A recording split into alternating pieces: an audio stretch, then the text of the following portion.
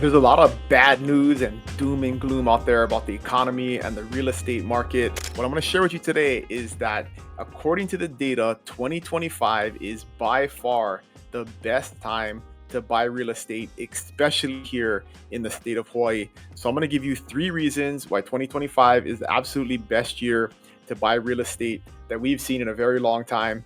And if you don't know who I am, I'm Dylan Nonaka. I am the team leader of the agency team Hawaii. We are the #1 team in the state of Hawaii. We helped 895 families last year achieve their real estate goals. And if you're looking to buy or sell in the state, we'd love to help you. We have expert agents across all 4 major islands. Just reach out. We have a link to my calendar in the description below, or you can always email me at dylan@buyabigisland.com.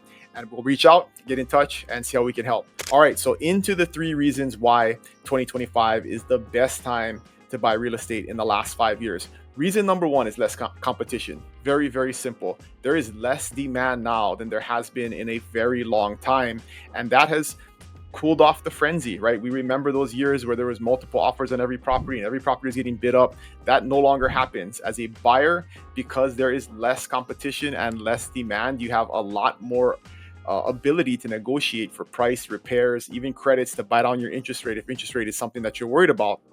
And just to give you a overall idea of the difference in the number of properties that are on the market today and how much more inventory there is, we had 2,400 listings right now. Actively on the market, there's 2,400 listings. There was 1,924, there was 1,823, and there was only 1,400 back in 2020. And so there was a lot fewer listings and available properties on the market back then. And so it created more demand and it created more competition. So right now, because the height, we're kind of at a peak in terms of we haven't had this many listings in literally 5 years. Since the middle of 2020, we haven't had this many listings on the market. And so it's an absolutely great time for buyers to be able to shop. They have more options, they can take their time, and they can really negotiate with sellers to get the best possible price and terms. So that's rule number 1, or reason number 1 for it being a great market, is less competition. The second reason is, I'm going to talk more about inventory, right? And because there's more inventory, sellers are more motivated than they've ever been before. They're more motivated to incentivize buyers to purchase their property because there is so much more inventory on the market. And one of the things that we use to measure inventory is months of inventory, right? So we take the number of homes that sell in a month, we look at how many homes are on the market in total, we divide that number into it, and it gives us a total months of inventory. And that tells us if all of the properties that were on the market today stayed that way and there was no new properties, how many months would it take for all of the properties to sell based on the months of inventory. And right now we're right at 6 months of inventory. So it's a balanced market. Anything above 6 months is a buyer's market. Anything below 6 months is a seller's market. And right now we are right at 6 months. If you look back a year ago in 2024, there was 4 months of inventory. And if you go back to 2023, there was 2.7 months of inventory. So significantly fewer properties on the market. And obviously sellers could get better terms for themselves because buyers had less to choose from, and they had to work with the seller on what they wanted and get the best terms for the seller possible. And overall, the demand this year is lower than it's been in a very long time. And so home sales this year is down 2.1% over last year, and condo sales are down 12% this year over last year. And so there is a lot less activity happening this year with more higher levels of inventory, which as a buyer gives you a ton of leverage. And so overall, the market has been slow for sellers, and it's something that as a buyer, you really can take advantage of and get the best terms possible when you negotiate. And so that's reason number 2, is that sellers are absolutely motivated right now. If they need to sell, they got to do some things to help incentivize buyers to choose their property over others, and it's a good thing for buyers.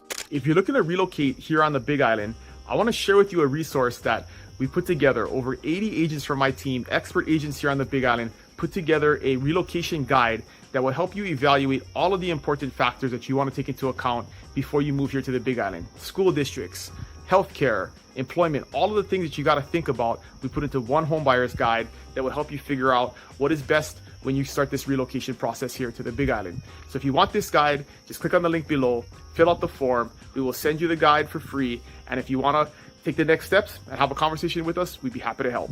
All right, reason number 3. The last thing is home prices are not falling, guys. This is the bad news, right? Overall, if you look year over year over the last 3 years, even though overall sales have been slow and the number of homes coming on the market has increased, we're still seeing a 4 to 5% increase year over year in terms of prices. That varies based on the market, but if you overall average it, it's about 4 to 5%. And so what you really want to do is run the numbers, because prices aren't falling. And even though interest rates are high, which is the main objection that most buyers have, if you run the numbers, it can be advantageous to buy now at a higher interest rate rather than waiting for the future if interest rates go down, but we continue to see price appreciation at 4 to 5%. If you look at the overall numbers, and I'll give you an example here in a second, it can make more sense to buy now at a higher interest rate because you can refinance later if interest rates come down. And so if you look at the numbers, I'll give you a quick example, kind of median price, right? $800,000. If you buy a house for $800,000 and the price increases by 5% between this year and next year, that's a $40,000 increase in the price of that home. And you could be paying $840,000 for that home instead of $800,000 today. At a 7% interest rate, which is around where interest rates are right now, right? High sixes, low sevens, depending on your program. That's about a $5,300 a month mortgage. So you'd pay $5,300 a month towards that mortgage at a 5% interest rate. But if you waited for a year and the price of that home went up $40,000 and the interest rate now is 5%, your monthly payment would be about $4,400. So about $1,000 less because of that interest rate being 2 points lower. I don't know if we'll ever get the 5% in the near future, but this is a good scenario to run numbers because it's probably the most generous you're going to get. So let's say you save $1,000 a month by waiting a year and the interest rate comes down, but because you paid $40,000 more, you would have to wait 40 months in order to break even.